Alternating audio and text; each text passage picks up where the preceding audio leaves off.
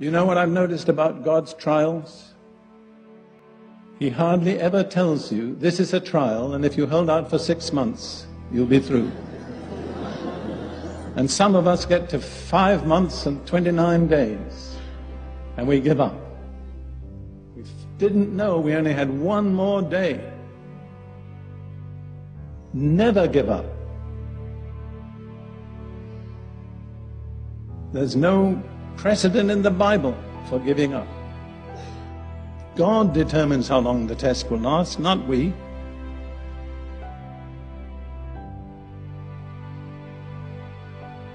You see, waiting is one of the tests to which God almost invariably subjects the servants he intends to use.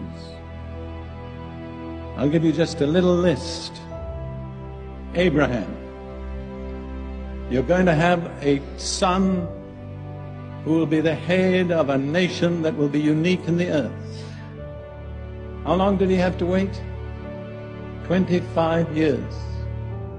He had to watch his wife past the age of childbearing and still wait. It amazes me that Abraham is so highly rated in the Bible. But what did he do? Well, essentially, he was a prosperous cattle farmer. And he wandered around the area to the east end of the Mediterranean, looking after his flocks and his herds. He did nothing very dramatic. Until the time came that he offered up, or was willing to offer up, his son Isaac. I've often asked myself, what was it in Abraham that caused God to esteem him so highly that he was called a friend of God? And I'm not sure that I really know the answer. But I think one way he earned God's favor was by waiting. Some of you are going to forfeit God's favor if you don't wait. And then there was Joseph. I love the passage in Psalm 105 that speaks about Joseph. I think I can identify with this to some extent from my own experience. Psalm 105 verse 17 and following. God sent a man before them, Joseph, who was sold as a slave. They hurt his feet with fetters. His soul came into irons. Somebody said the iron came into his soul. Until the time that his word came to pass, the word of the Lord tested him. See, that's a test. The Lord gives you a glorious promise, tremendous. And after that, everything goes the opposite way. Instead of becoming the ruler over your brethren, you end up in a jail in Egypt. And I can't think of a worse place to be in jail than Egypt. What was God doing? Testing him. What was the test? Waiting. And then, if you want to look at others, Moses. It says in Numbers 12 verse 3, Moses was the meekest man on earth. How did Moses learn meekness? By waiting 40 years. Somebody asked another preacher friend of mine, why did God keep Moses waiting 40 years? And the answer was because he couldn't do it in 39. God will not finish until the test is complete. When Moses first thought he could deliver Israel out of Egypt, he was a very arrogant young man. 40 years later, he was the meekest man on earth. And no one except Jesus has ever exercised such authority as Moses exercised.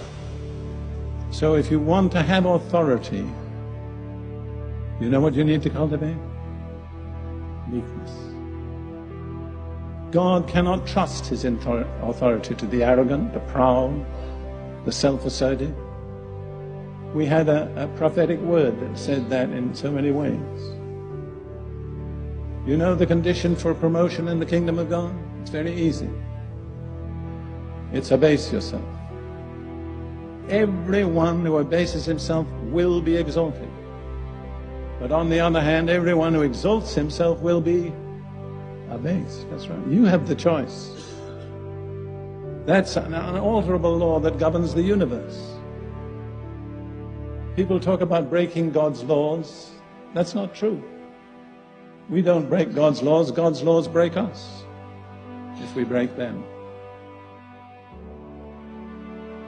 And then let's think just about David for a moment.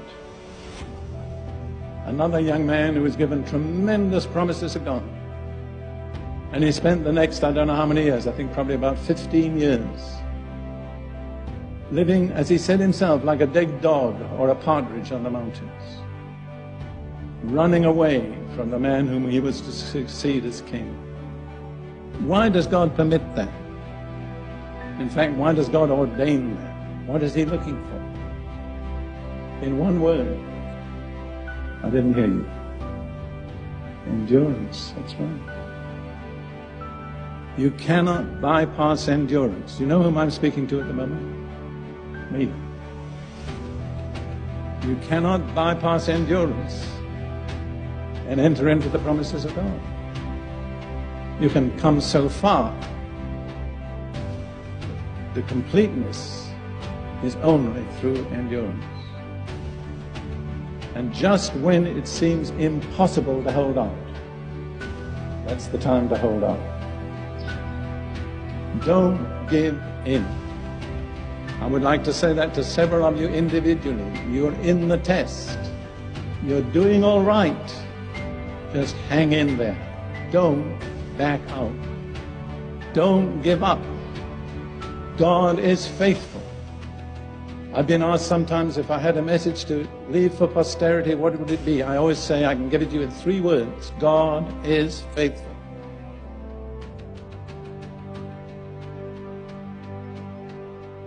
I'll tell you another thing about waiting. It causes us to realize more and more our dependence on God. I can't do anything. I can't make it happen. I don't know when He's coming. I just depend on Him. We're dependent on Him.